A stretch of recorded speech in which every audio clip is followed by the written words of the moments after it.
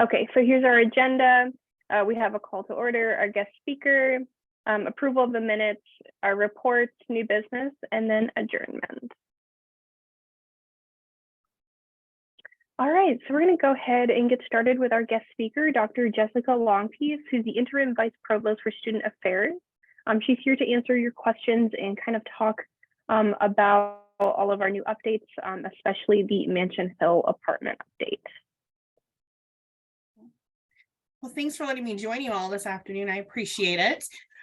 Cindy, I did have a couple slides I wanted to share. So do you mind if I share my screen with everybody? Yes, absolutely. Perfect.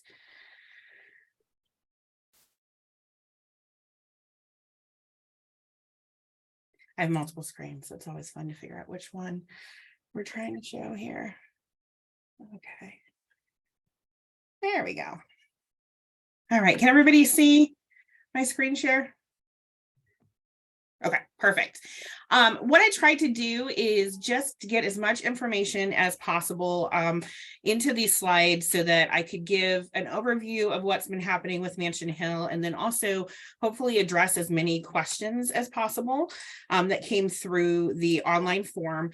If I don't get to one of those questions, obviously we'll have some Q&A afterward, and you're welcome to ask that question during that time frame, but hopefully we can get as much information to you in as succinct a way possible.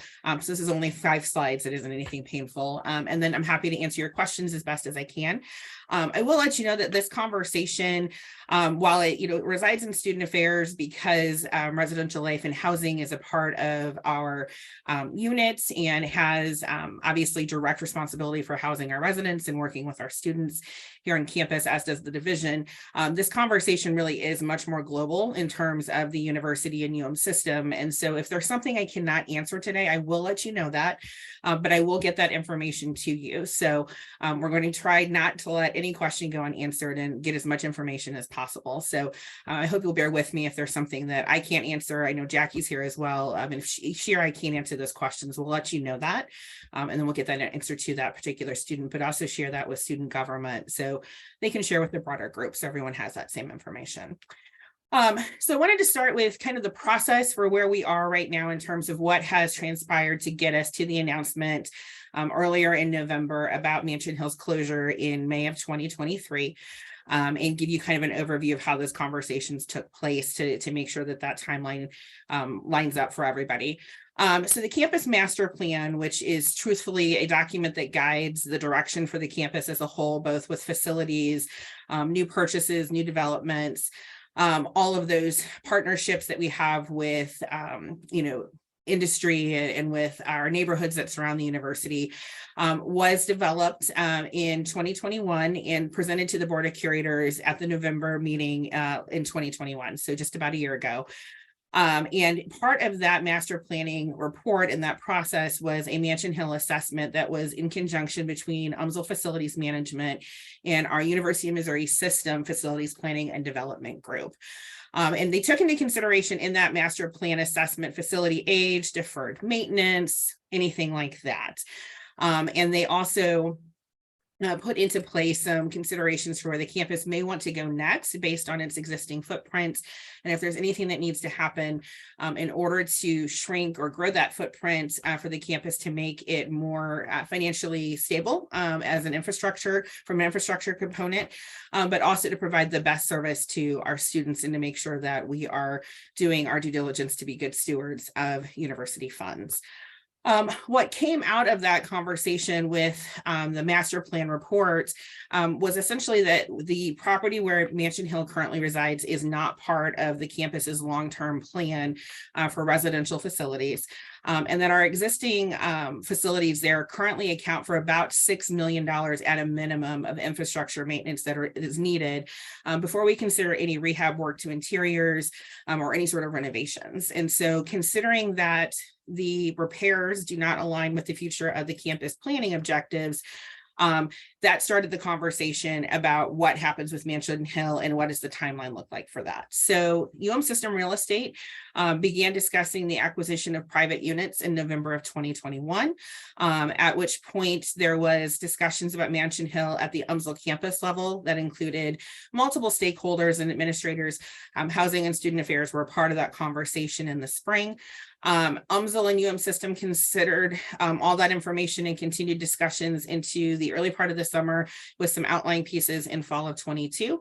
And then we made that notification to the Mansion Hill residents that the facility was going to be closing in mid-November, and then also shared that with campus leadership. So our deans, our associate deans, and folks that work with faculty, so faculty could be notified. And then also to academic advisors, student financial services, any of the units that were providing support to students with their financial needs or their enrollment so that they could be ready to direct questions as necessary. Now, I realize from reading the questions that were submitted on the form that there's a lot of frustration about the timeline for notifying residents.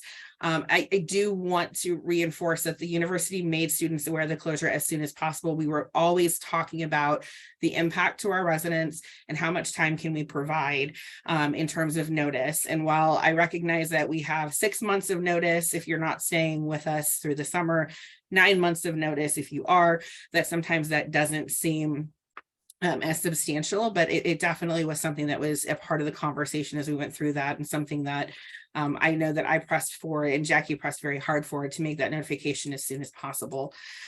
What we're trying to do at this point is incentivize folks who are finding opportunities for other housing and moving out early by prorating rent. So providing a refund on anything that's already been paid if they move out prior to May, waiving cancellation fees to make sure that that's not an additional burden to students who are moving out. And then also making sure that students do have the opportunity to stay through August to align with the opening of Oak and Meadows for the new academic year, and to allow additional time to provide alternate housing at that point.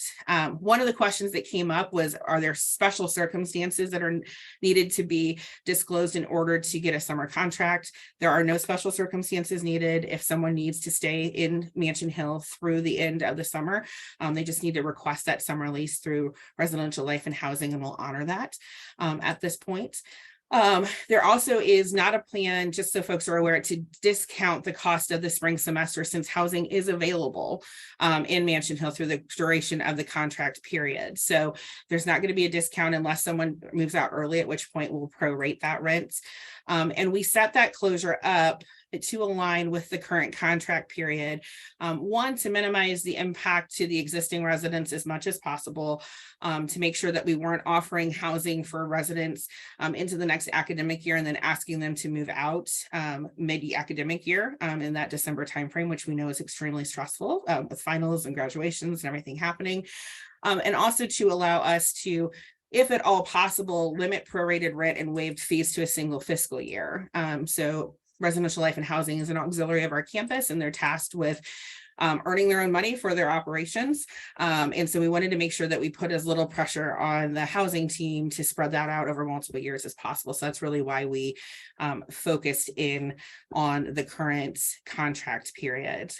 One other piece I do want to add here that I think is a challenge and kind of complicates the relationship at Mansion Hill is, as most of you know, not all of the units are university owned. So there still are private owners at the existing complex. And what that means is the Mansion Hill Condo Association has to continue to operate. That condo association was in place prior to the university acquiring units in that facility, and it has stayed in play throughout the duration of the time that we've owned units over there. So it has to stay operational as long as the university does not own 100% of the units in the facility.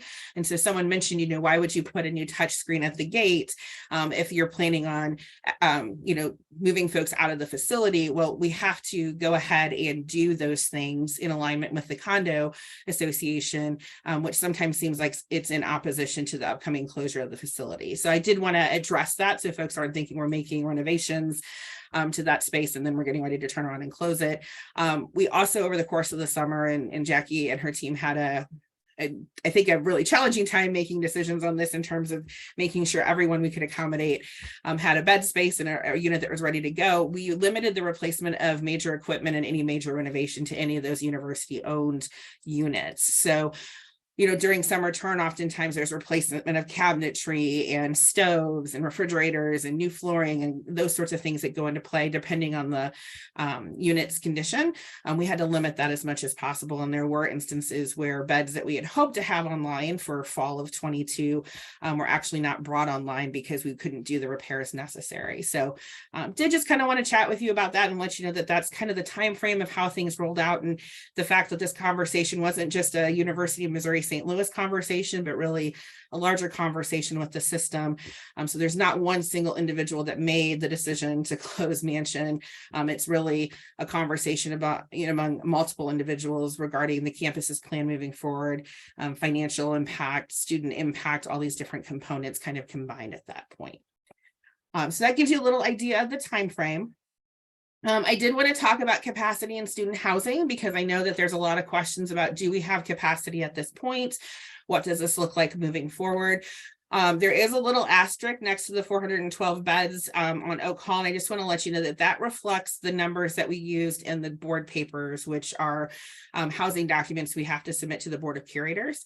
So this is what the occupancy looked like in those board papers, and I've made notes if there's anything that is something that's important to note. So Oak Hall has 412 bed spaces. What we need to note there is that there are some rooms that are currently offline because we are in conversations with our facilities team about a renovation that would install additional kitchen spaces on different floors within the facility. And that particular project is set to start on July 1st. So it's not only a renovation to rooms that are not currently kitchens, but also a renovation to the existing kitchen and then adding some additional kitchen spaces in that facility. Right now, 281 beds are in use, and that was at the time board papers were made. So it was 68% occupancy in Oak Hall.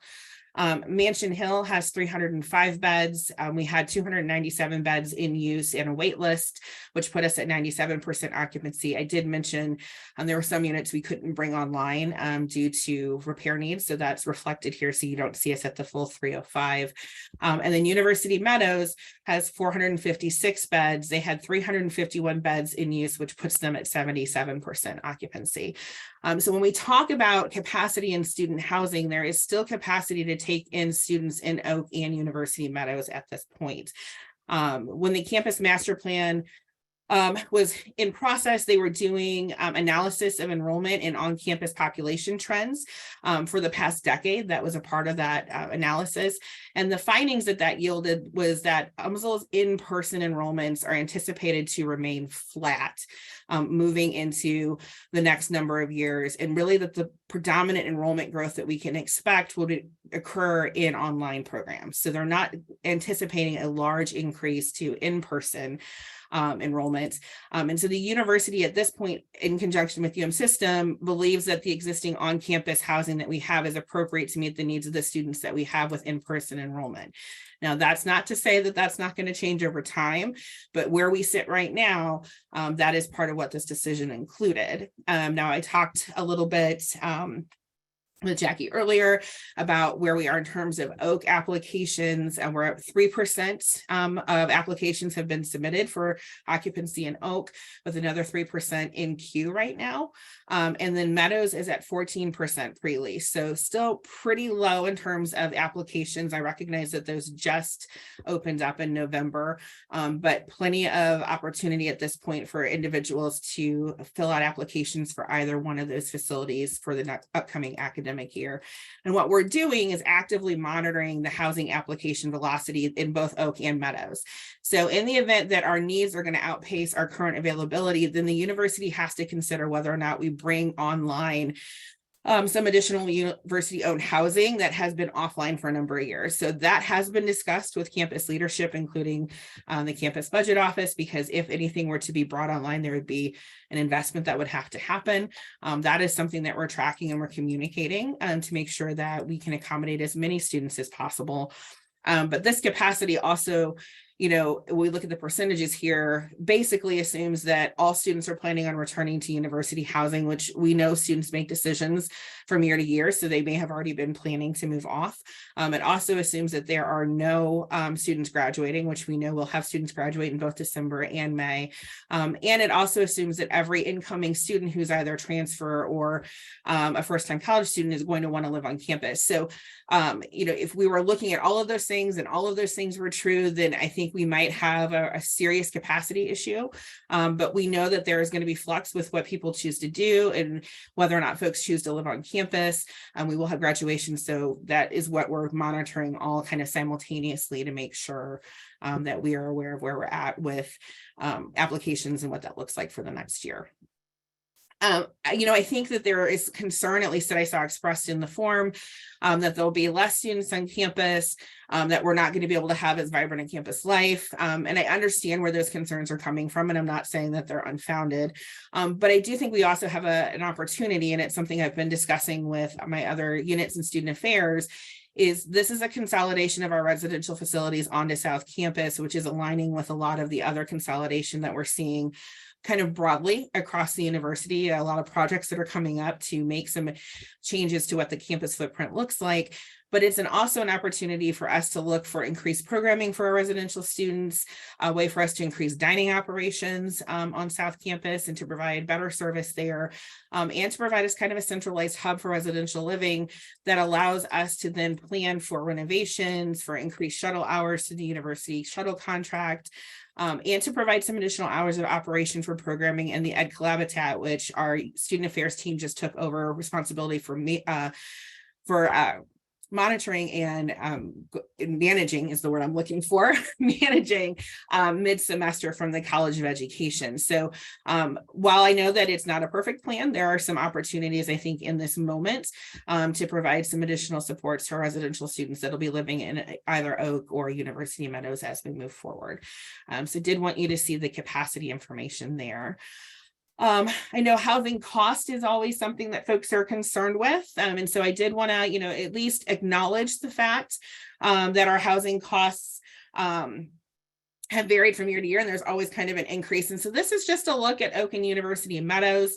One of the things that I specifically wanted to mention is that there is a 8% increase to university-owned housing plan for the upcoming academic year. So you'll see a column for H22-23, which is our current academic year, and then one for 23-24. So it'll show you what the rate would be in either Oak Hall or the Louise Leader rate, which we know we have a lot of students that receive. But then in the University Meadows, if we look over at that particular table, one of the things that they have done in the past is had a tiered rate structure. So if I signed a lease in November, I had one rate value. If I was a student who came in later and signed a lease in June, my rate for rent might be different based on the available stock and then the time of year that I signed my lease. And so we have negotiated with them to have that eliminated. What they were planning for next academic year for most of their properties was a 2-bed, 2-bath to be at $757 a month, and then a 4-bed, 2-bath to be at $607 a month. With that tiered structure in there, what we have for UMSL, and this is a flat rate that will not change despite what time of year you sign the lease or the number of rooms that they have in stock, is for a 2-bed, 2-bath, $665 a month, and then for a 4-bed, 2-bath, $563 a month. So actually substantially lower than what they're doing for the larger market that they oversee, which I think is important to note.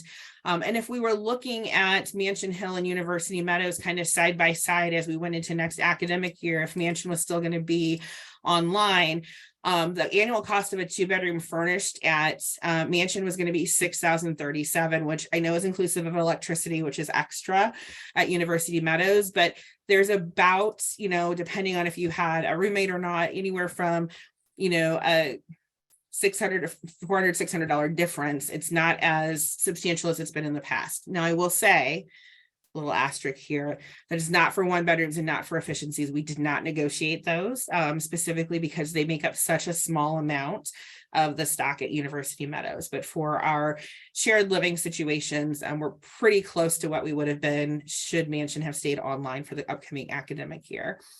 I think the other piece to note, and because I know this always plays a role in Oak Hall, is that we have meal plans that are not factored into that room rate. We are currently working on meal plans. So we entered a new contract in August. That contract actually gives the university more control over how we design meal plans and how we can roll those out to the broader campus. And so I'm having some conversations with a number of universities that I have contacts at that do what we call self-operated dining, which is actually a pretty costly endeavor, but they build their own meal plans. So to get an idea of what's worked for them and how they've structured that. But then we're also going to take that information and meet with our colleagues in Sodexo. The newest district manager actually has a lot of experience working in dining at privatized locations, and then also with our current fee-based structure. And he's going to provide some additional feedback so we can try to make those meal plans more cost-effective, more competitive, and also provide them to more folks more broadly across the campus. So University Meadows is willing to put an option for students to purchase a meal plan on their contract. It's not required, but it's an option for folks to buy into that. We had a lot of interest from parents at orientations this past summer to purchase a meal plan just to ensure that their student had the opportunity to eat on campus if they hadn't developed their cooking skills to the level that they felt comfortable. So I think that that's a nice option. We're also looking at faculty and staff plans and some ways to provide some incentives. So if you get a certain amount of, dining dollars, do you get a certain amount of bonus for free? So we are looking at those things and hope to roll those out early in the spring semester. So all of that information is captured right there. CLV, I should also note, has made these rates, which is the parent company for University Meadows, has made these rates applicable to the current academic year, but we're going to start those negotiations early in the spring semester for the following academic year. So we're working about a year ahead right now to try to get ahead of rate increases and look at what we can do to help lock some of those things in, knowing that the university itself, as well as other business partners, don't get information about cost of living increases, food on, food at home, food away from home, all those things that we base a lot of our rate structure on until early fall. But at least if we can get ahead of it a bit, that puts us in a better position to have things out earlier the following academic year as well. I did want to show the campus master plan because there was a lot of question about what's going to happen to the Mansion Hill complex once the students have exited the property and we're no longer utilizing that. I apologize, it's a little grainy. Trying to find one of these images is a challenge right now, unless you're in the actual PDF. But you'll see that it's listed up here as I-70 industry mixed use area. So what essentially is planned in this location is a space where office and business partnerships can be developed that are much like what the university currently has with Express Scripts, which is where you see this pink industry partnership band right here. So that is what is planned for that space. There is no plan to walk in tomorrow and demolish the complex after students are out. There's also no plan to sell that to another leasing agent and then have that turn around and lease back to our students at a different rate. So I just wanted to clarify that this preferred scenario in the campus master plan really focuses on how that can be an industry mixed use space that could potentially benefit not only the university more broadly, but our students as well. So that's really what the goal is in that 10-year plan. Future residential options, just to kind of give you an idea, there's a lot of questions about like, what are we going to do? Why didn't we build before we closed Mansion? So I do want to address those things as well.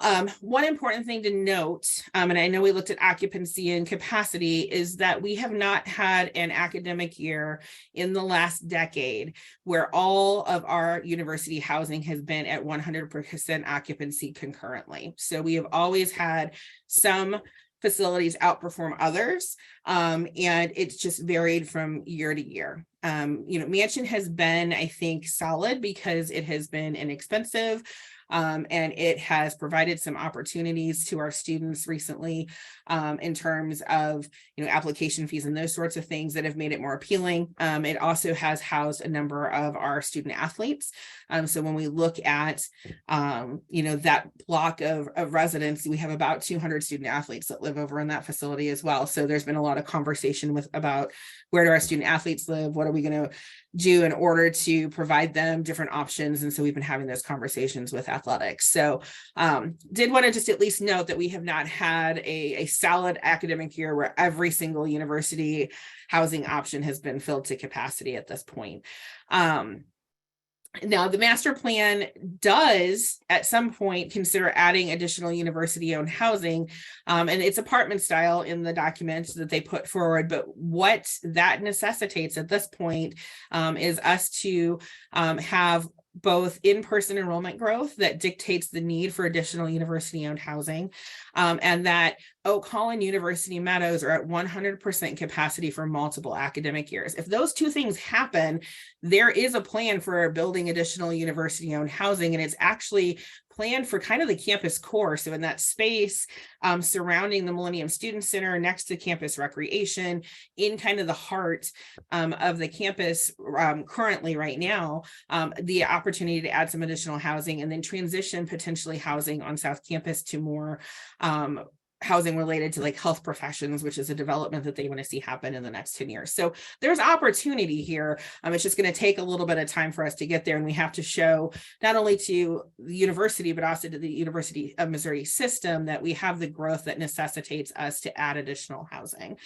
What we're doing in the interim is exploring public-private partnerships, which is what we have with University Meadows right now, as part of the redevelopment of South Campus to provide additional affordable housing for students. And so we've been working with Senator Brian Williams, who is a senator who represents the Normandy area, to talk about what can go in those spaces and help encourage businesses to come there, grocery stores, restaurants, all of those things, and to really reshape what that entry to South Campus looks like. And part of that is including housing. So I don't have a timeline for those projects right now, but I did want to let you know that that's something that's in conversation and part of the master plan as well. So we're really kind of looking to see that we help our current students find housing that makes sense in this moment, and do the best we can there, that we keep the options that we currently have open on campus moving, so the folks are filling out their applications in those spaces, and we can see how we're tracking in terms of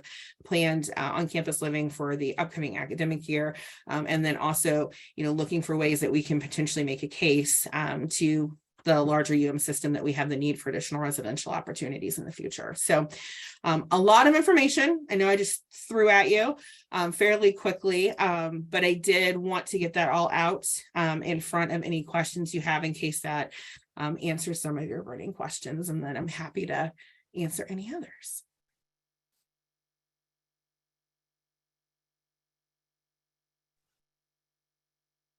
Awesome. I'll go Thank first you, and nobody's JLP. talking. I actually just have a quick, I guess, update on how this is going to go. So just to kind of respect everyone's time here, please raise your hand. I will call on you to speak, and then you will have 2 minutes to talk or ask your question. And then from there, JLP is going to answer your question. And then if you have follow-up comments, you will have another 2 minutes to speak. Cindy, Okay. Excuse me, I do want to mention we have a lot of stuff popping up in the chat. I don't know if you want to address that first, how you want to go about that. I think I'll just, as the questions go, kind of as I see them. So if someone raises their hand, then I'll call on them first. And then if a chat pops up, I'll kind of bounce back and forth based on how they come in and how they roll, just to kind of keep the conversation flowing. Does that sound good with everyone? And does anyone have any questions about how this is going to go? Awesome. So we'll go ahead and get started. I did see Brittany first. Okay, whenever you're ready, go ahead. There we go. Hi, Brittany Parker. So I didn't hear really non-traditional students be mentioned in this whatsoever. Personal story here, I have lived here for 3 years now. Mansion Hill kept me from being homeless. And I know I'm not the only student here who is in that predicament. I'm also a mother of 2. And sorry, I'm quite frustrated and scared and upset at the same time. And I'm trying to articulate this appropriately. Take your time. Oak Hall is not even an option for students like me. I'm also almost 30, and we have a large amount of non-traditional students who come to our institution and stay in these apartments for that reason. These are family-friendly accommodations right next to campus that we can also use like grants and scholarships and loans to pay for the housing, which is what I myself have been reliant on for the last 3 years. That being said, places like Meadows are also completely out of budget, right? So whenever to my understanding, correct me if I'm wrong, that like 2-bedroom for $665 a month, that's with a roommate, correct? Currently in this structure, yes. So what would that run for a single mom with 2 kids who need to utilize the bedroom space? So they have previously at University Meadows said that you had to pay both. You had to buy out both rooms. We are seeing this conversation come up a couple times in the forum that was shared. And so I have made a note to follow up with them and their leadership to see if there's any accommodations that we can make for folks that have families that don't put as much financial pressure. And so I still have to get information on that, but I definitely have that down as the next question for them. Thank you very much. Yeah. More people need to know about the non-traditional students who are Absolutely. Thank you. Yeah, absolutely. Brittany, do you want me to respond directly to you once I get some information? That would be great. Thank you so much. You're welcome. Absolutely. Let me write that down real quick so I don't miss anything.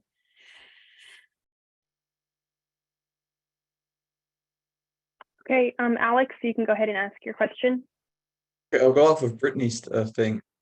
You want people to live into Meadows and like telling people that they can live there, but you have no actual power with that. You have to now negotiate with them and have no real power. How is that going to work when other issues arise? In terms of what kind of issues are we considering, Alex? Well, for example, she gets help at or scholarships at Mansion, but she doesn't get those at Meadows. Now you got to negotiate with them and see what you can do. How are you going to tell people, yes, go to Meadows when you have no actual power there, where you can't like change anything that doesn't work? How are you going to tell people, yes, this is a good option for you to live there? So what we've been doing is considering them a partner and working with them as much as possible to try to find things that are both mutually beneficial. I mean, if they don't have students, they also don't have a complex there. And the university has a vested interest in their facility succeeding because we do have a financial relationship with them, not only from them utilizing the land, but also then from them providing some of their revenue back to the university at a certain threshold so that we can reinvest that into things for students. And so right now we're kind of in this negotiating timeframe, but what we found with them is they're doing as much as they can to waive fees for us with certain university needs. They're trying to build master leases that are going to allow us to accommodate students in different spaces that we can bill to their student accounts if they're maybe a student athlete. So they've been agreeable so far. I will say if we run into something where it's not working, the university is in a position right now because the land lease is expiring with CLV in the next 12 years, which I know seems like a long time, but for them, it's a very short timeline. They're wanting to re-sign as soon as possible to utilize leverage with that land lease to get some additional traction with the leadership in the apartment complex. So I can't guarantee that we're going to be able to solve everything. And I understand that that's frustrating, but I will say thus far, they have worked with us to get us the information that we need and to try to make things as easy for our students as possible. And I do rely in situations like that on, UM System to help us. So we've worked with UM System Real Estate to work with them directly and to have conversations. So folks that are doing the work in terms of those agreements on the regular so that they can help leverage as much as possible the university's best interest in that space and therefore the student's best interest in that space. Okay. And how often does Meadows pay the university? Like, is that a yearly thing? Is that how does that work? It's based on occupancy threshold. So when they reach a certain occupancy, then the university receives a portion of the revenue. I believe Has last that time happened before? It has happened before, yes. Not recently because of COVID and other things, but yes, in the pre-COVID we did have that happen. Yes.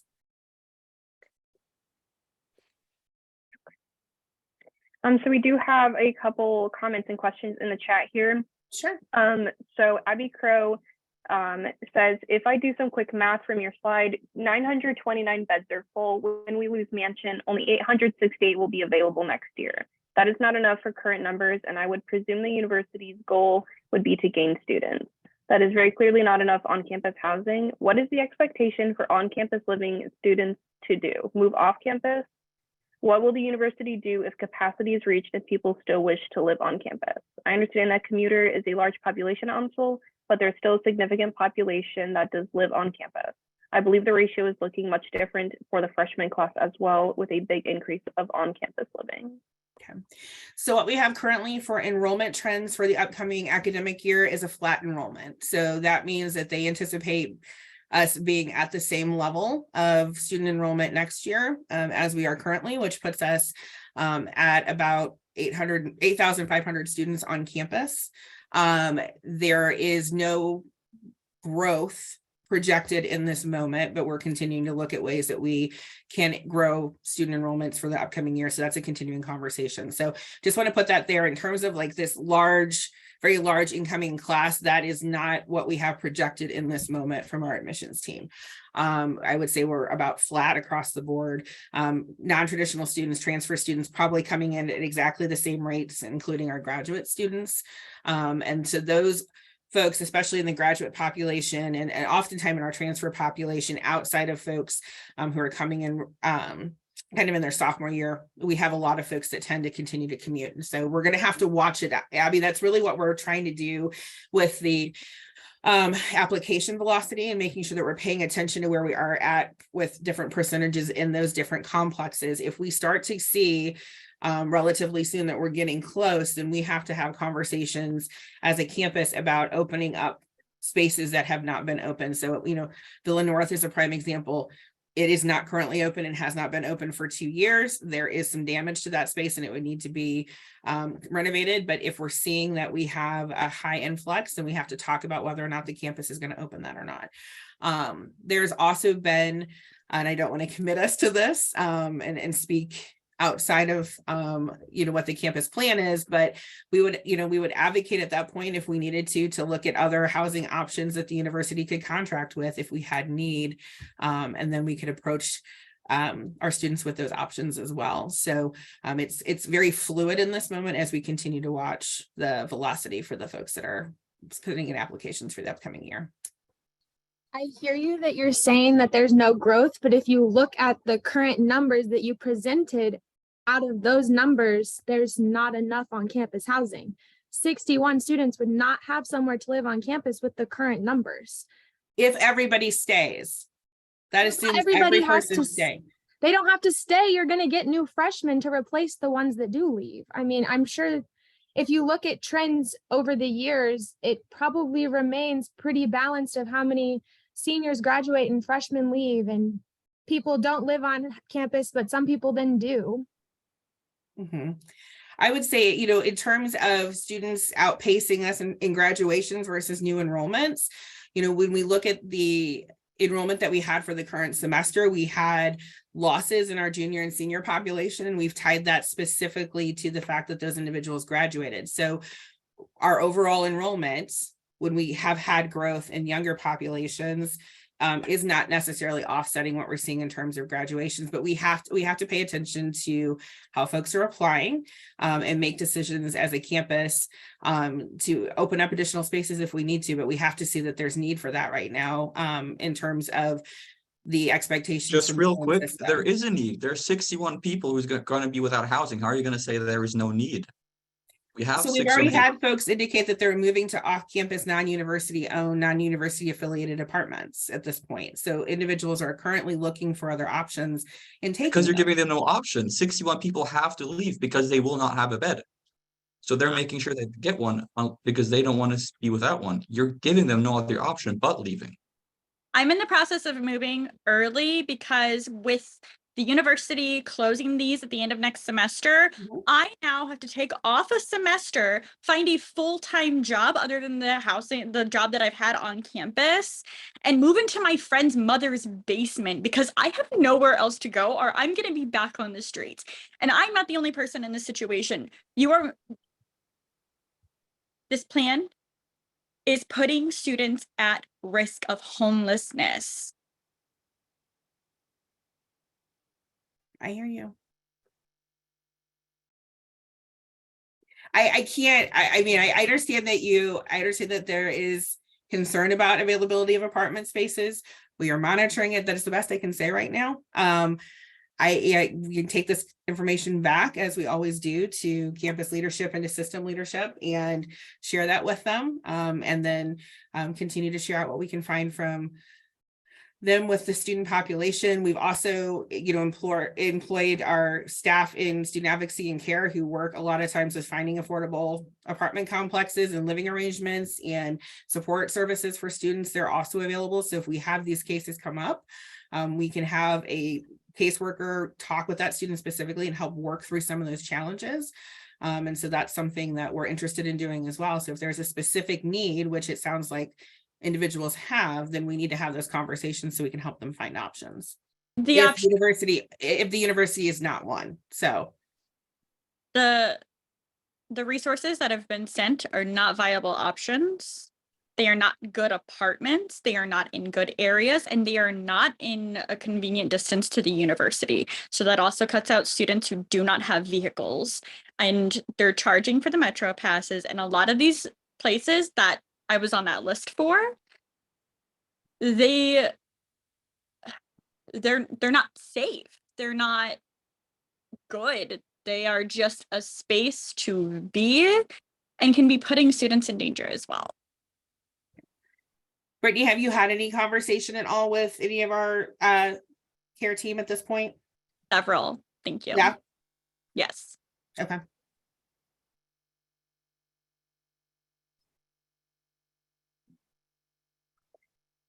Okay, I'm going to allow Sarah to ask their question.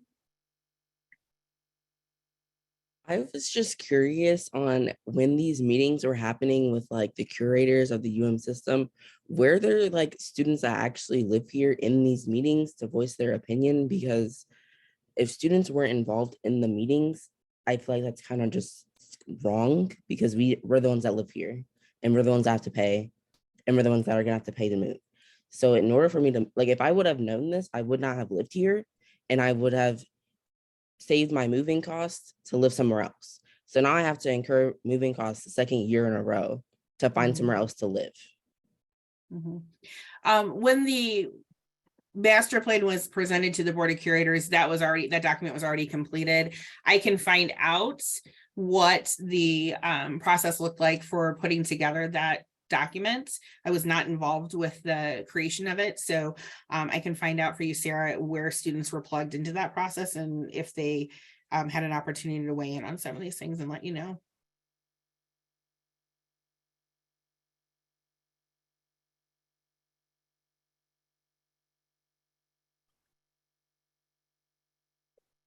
So Abby has another question in the chat. She says, I am also curious how long this has been in conversation. Students just found out in November. Conversation started at the campus level in the spring.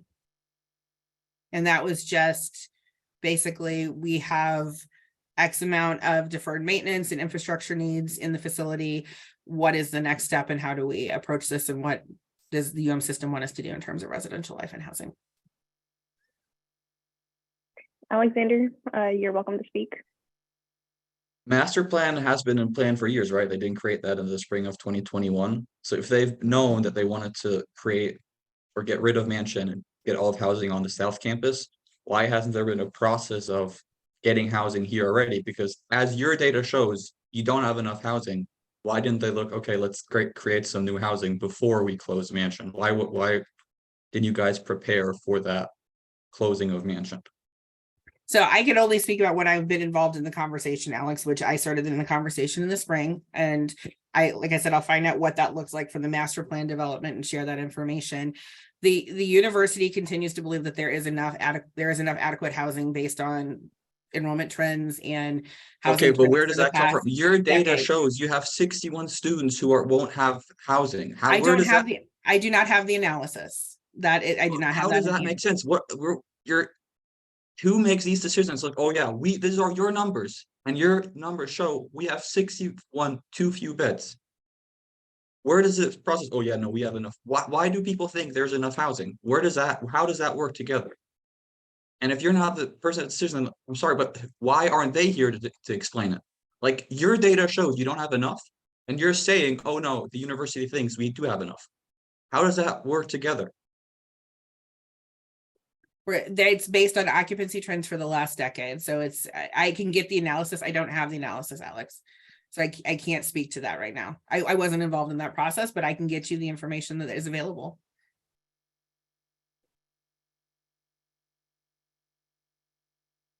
There was another follow-up question in the chat. When was the official decision made? Official decision was made in the early part of the fall semester to start the conversations with the University Meadows team, and then to look at what options were available. So those conversations were fluid over the course of the summer. We had some things to finalize, but everything was officially put on the books and ready to go in August. And then a follow-up to that is, why did students not hear as soon as that decision was made? Because we were still trying to figure out additional things on the back end, such as rates for housing, what the increases were going to be for the university, what University Meadows was able to contribute to us in terms of a flat rate structure, what their increases were planning on being, and then also we're looking at additional impacts kind of across the board in the different facilities. So we're waiting for census to come so we could see who was in what beds and what spaces. So we also had to do some behind the scenes conversations with University Meadows about master lease agreements for students that have to have on-campus housing as a part of their scholarship package, which, like, our opportunity scholars are mandated to live on campus. And so we had to talk through those situations as well to see what could be accommodated. Sarah, you're welcome to speak.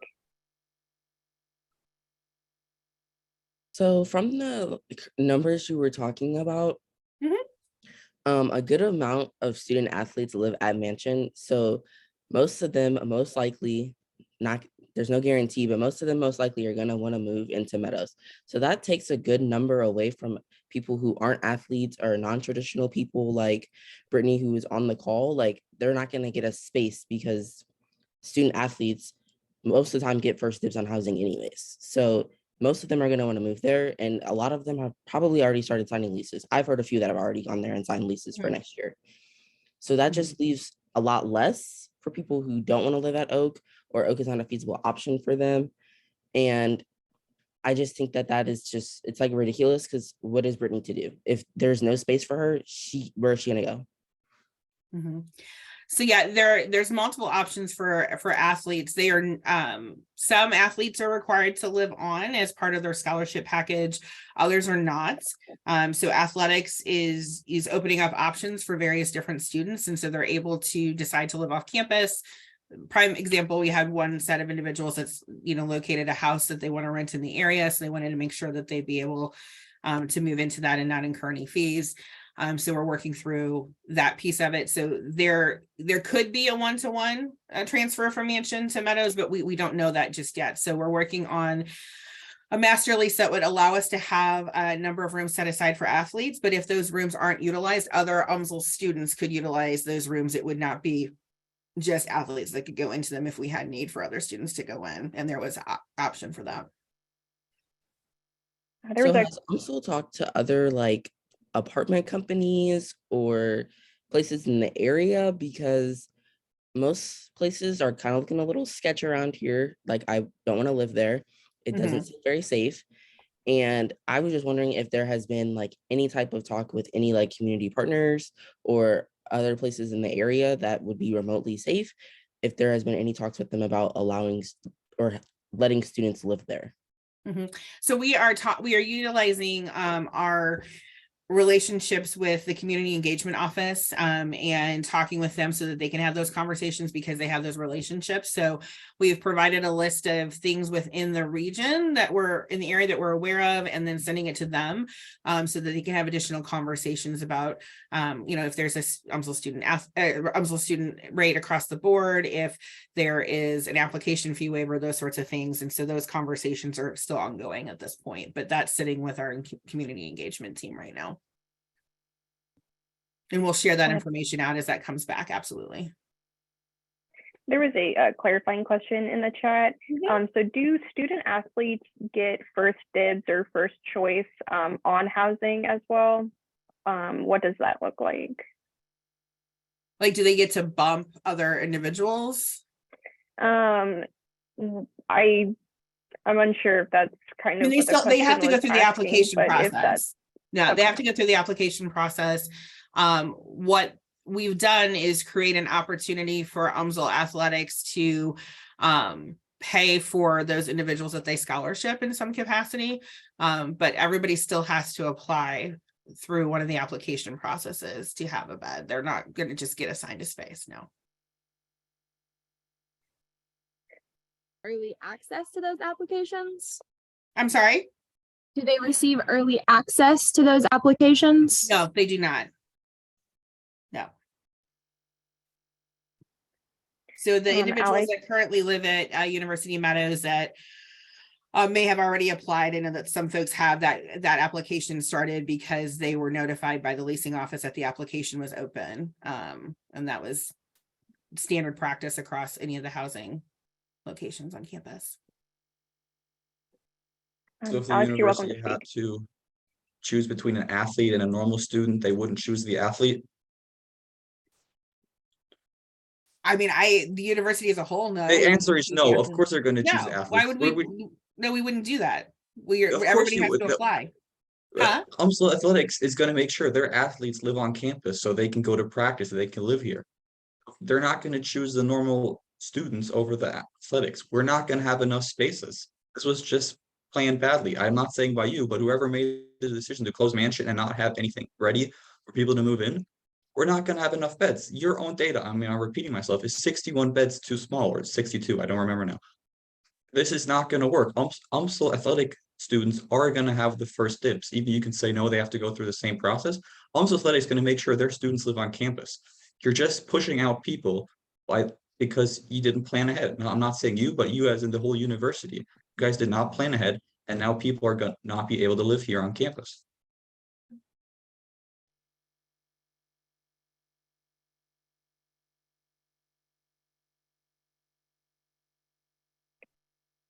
Does anyone else have any follow-up questions or comments? So I'm going to kind of give it another 2 or so minutes to kind of think. If you need to type. With that though, I am personally curious, and I think others might be curious as well.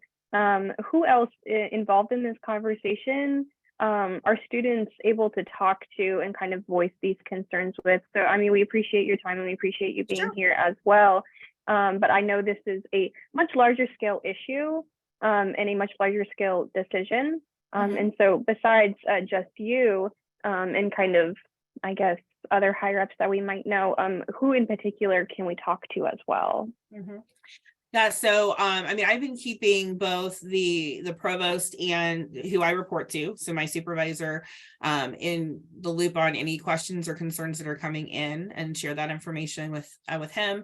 I've also been sharing that information with our CFO and the budget office, and then making sure that we're looping in other key folks on campus. So in terms of administrators, so Chris Spelling, who's one of our vice chancellors, who works with community engagement, as I mentioned, he's been a part of conversations. He's more looking outward at ways that we can provide support in those different complexes that may be nearby, and also partners. So he's not as much on this side of it. And then the chancellor, of course, is being kept in the loop through the provost and the CFO. So I'd be happy to, route anything where you can reach out to those individuals and share your concerns directly. That's absolutely within your right to do so. So those are other individuals, I think, that have been a part of the conversation across the board.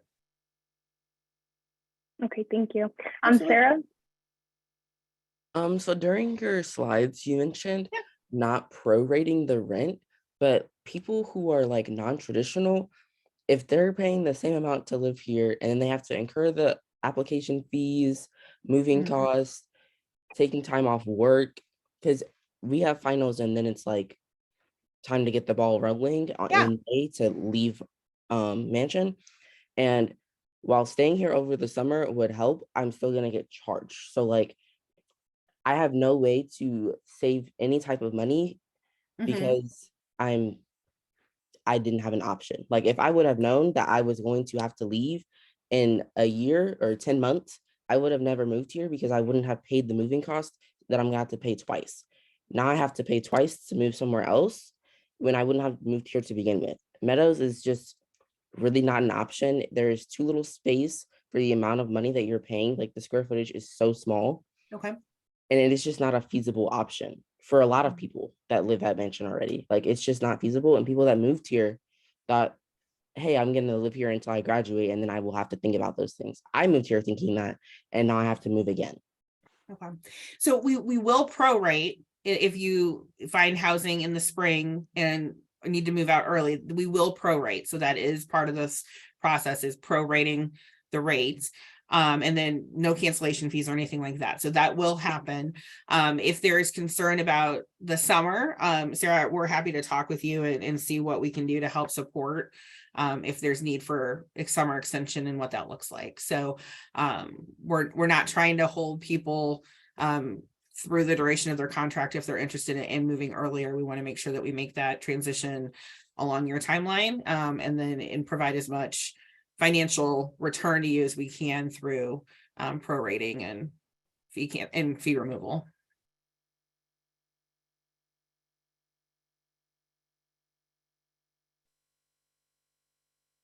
Okay, are there any final questions or comments? And if you do think of any, JLP, is it all right if students reach out to you? 100%, absolutely, yeah. Okay, okay, Alex? The Mansion Hill people didn't get to have a meeting with administration directly. They were told that that was not deemed necessary. I wanted to ask why not, why that wasn't deemed necessary. There was a conversation about a town hall, I think, that came up. And that did not move forward with campus leadership. If that's something that students continue to want to have, I will continue to advocate for that and provide that opportunity. It is something that people want. So Okay. yes, if you could advocate for that, that would be great. Yeah, I will bring that back up and advocate for that to happen.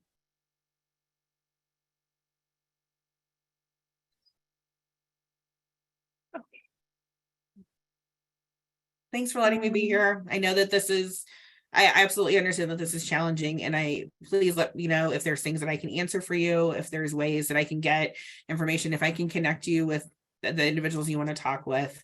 We'll make every opportunity available that I'm able to do so for. So I'll continue to advocate for those things at this point. Okay. And would you mind putting your email in the chat just so students have easy access to that as well? Thank you. Yeah, absolutely. I'm going to put 2 in there. There's 2 things you can either email me directly, which is absolutely fine.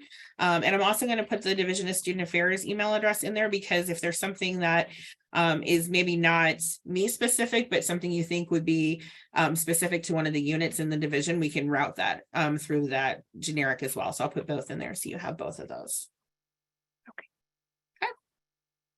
All right, so this is going to be the final call for any questions or comments. If not, you're going to have to go to JLP or the other higher ups directly. Okay, thank you so much for your time. Yeah, okay, Brittany, go ahead. Sorry, yeah, go ahead. Go ahead. Sorry, a delayed reaction there. No worries. I'd already discussed this a little bit earlier privately. What about students in my situation? Like I am going to be completely moved out tonight because I had no other choice.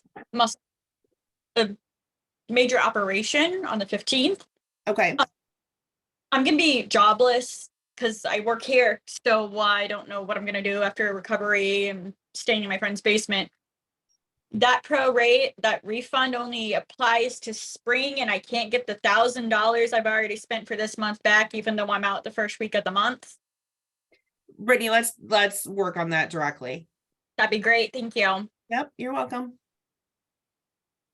And I just dropped those 2 email addresses into the chat for y'all. Wonderful. Thank you. You're welcome. All right. And so that's going to conclude our conversation about that for today.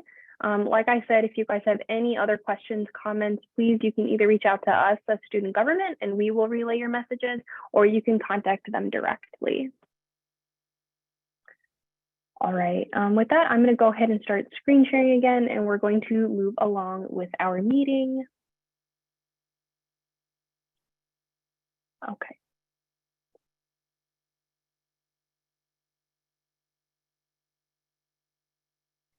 All right. So moving right along, we're going to go ahead and approve the minutes from the November assembly meeting. Is there a motion to approve? Motion to approve. Is there a second? Second. Awesome. So the minutes have been approved. All right, so just a quick update from me. Just a reminder that the Safe Walk has been moved to the spring. We will get a date announced to you soon, most likely in the next assembly meeting, the first one of the spring. It will also be up on Triton Connect earlier than that. And then I just wanted to thank everyone who was able to attend our town hall meeting. That was a success, and I'm really glad to be able to connect with students that way. So again, thank you for all who attended that. All right. Mindy, I don't know if you wanted me to talk about this or if you did. So I think the recent announcements have led to things like these opportunities to be really important. I can't remember which one of you spoke about asking like if students were involved in that decision-making process. And unfortunately, I may be speaking out of term and I don't know, but they might not have been. Or they may have been invited, but maybe it wasn't really clearly defined what those opportunities were. And we all are busy. So if you don't understand the severity of a focus group on a Friday afternoon, you may not come. So that's why this is a separate situation. So I just want to make that clear. But what we're offering now is for the next strategic plan. An outside consultation team is like gathering feedback about facilities, physical space, academic programs. Mansion Hill things could come up in that. So there is a strategic plan survey. The link is there. I'm going to send the link in the chat just so you can easily copy, paste, and click. It's very quick. I think it's about less than 5 minutes. And that company is actually giving away 5 $50 gift cards. So a little plug for that. But we're also hosting an in-person focus group next Friday, noon to 1. Now, again, this is separate from the Mansion Hill decision, so I don't want you to think that this is just what this is about, but something like this would be gathering student feedback. So you all are passionate, as you should be. I would flood this meeting, like make it known that you are not happy. And I think you all are doing a great job of advocating for yourselves. But I think this SGA and myself, we're going to really try to make it our priority to encourage you to attend these events and explain what they are. Because like that comment earlier, I'm sure an email went out asking for student feedback on the master plan 10 years ago or however long, but it probably wasn't described, explained, clarified. So we're going to try to do our best to do that. So here are 2 opportunities for just another way of getting your voices heard. One of them will be the survey, and then one is the focus group next Friday. And there will be free pizza. So please attend those if you can. So again, we're going to try to be transparent, and we're going to try to bring up these options as they come to us. So please attend those if you can. And then once this is over, or Mindy, actually, would you be okay putting that link in the chat for them? And this is the link to the survey. Awesome. All right, that is there. Thank you. All right, Mindy again. Okay. SGA hat off, student involvement hat on. We have some fun things coming up that I kind of want to put on your radar. So again, I just always want to have my contact information there. But we are currently accepting applications for our coordinator of student activities position. So those of you who have worked with Jessica Mode in the past, she actually left the university, I know, Sydney, but she's going to Culinary Institute in Italy. So like, okay. But we are replacing her position, and that is a very student-facing position. So I will keep this group involved in that process. We may even invite some of you to sit on some of those interviews. Do know the application is open, and we'll be doing very initial first round looks on Monday. So be kind of looking, if you're interested specifically in getting involved in the interview process, shoot me an email. But we'll be very upfront. We'll probably invite them to a meeting like this because they'll be involved. Spring launch is the weeks of welcome programming for the spring. It's a little less robust than it is in the fall, but we're working on that finalized schedule. We're trying to get those new students into the fold quickly so they have that sense of belonging, but it is all open to current students as well. So I will send that information out. It will be in Triton Connect in early January, if not by the end of the year. But we're having a spring penthouse party the first day of school for an hour and a half in the afternoon. If you came to our fall one, we hosted it twice in the fall, kind of like an OSI open house. We just want students to come in, see our space. We'll have some goodies and food and fun activities. And I actually think the fall was the first year we hosted it, and we've seen more students hanging out in our space this semester. I've actually been seeing you all around a lot more too, so that's been great. But that's open to all. Our MLK Day of Service events will be happening that first week of school. If you've been around the block a while, like myself, that used to be held on MLK Day, that Monday where school is not in session yet. We found in recent years that that's still part of students' breaks, and they were still trying to get back into the swing of things or moving in, and so it wasn't very it wasn't good timing for them. I hate to say that because it was an important endeavor, but it was also generally at 9 a.m. or 8 a.m. in the morning. You had to travel off site, so weather was always kind of an issue. So this year we're going to host 4 on-campus opportunities that Tuesday, Wednesday, Thursday, Friday to do some service projects. So Forum Patel, the graduate assistant here, is wrapping those up. And they will be on Triton Connect soon. There'll be small things like at Penthouse Party. Actually, we're going to make some dog toys for the Humane Society. One of the days we're doing greeting cards for the Senior Citizens Home. One of the days we're making appreciation kits for nurses in the St. Louis area. And then on one day we're making backpacks for foster children. So they're going to be really chill, come and go, and a great way to do a little service and get a little snack. I put this on the last time, but reminder that homecoming is coming up. We are a spring homecoming school. And I know several of you are involved in planning homecoming. It's going to be a lot of fun. It's very backlogged. It's going to be a heavy Thursday, Friday. Let's do all the fun things. So keep that on your schedule. And I actually think those events are already on Triton Connect. And if not, they will be soon. So all that to say, please check Triton Connect in the coming weeks. We're really trying to get all these details flushed out before you all leave for winter break, so that they'll be on there for you all and for the new students. So we got some exciting things coming. We just had our commuter cash auction the other day, and it was thrilling. So always contact me if you think of something student involving. Blaine McVeigh is our new coordinator of new student experience. So I know we have some Res Life folks here. We have some other student org representatives. If you think of something that you think new students would really enjoy, or you want to maybe partner with just a welcome event to help build that sense of community, we are all ears. So I'll send you my contact and Blaine's in the chat. And I'm happy you all are here, and I'm proud of you for advocating for yourselves. Thank you, Mindy.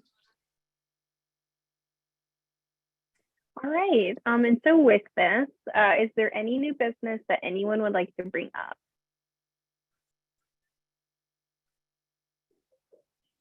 I unfortunately cannot see the chat, so if anyone puts it in the chat, Mindy, would you be willing to let me know? It's just me. Okay. I'm following it up with emails. Okay, no worries. I guess I have something that I like to propose or bring up. I think Yes, the way go ahead. shuttle is being run is not efficient. It's going back and forth and not in a circle. So I don't know. Had a meeting with somebody last week who's in charge of that, the chief officer, I think, something from UMSL. I forgot his name, but I was going to contact him and like try to get that changed, because I think going back and forth the same route isn't very effective, and it takes a long time to get to the shuttle if you're on one side of the campus and the shuttle's on the other side of the campus. So yeah.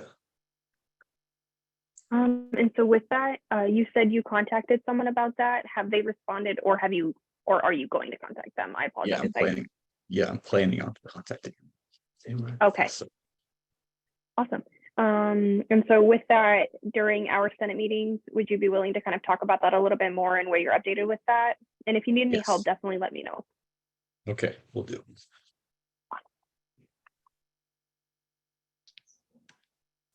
All right. Anyone else have any other new business?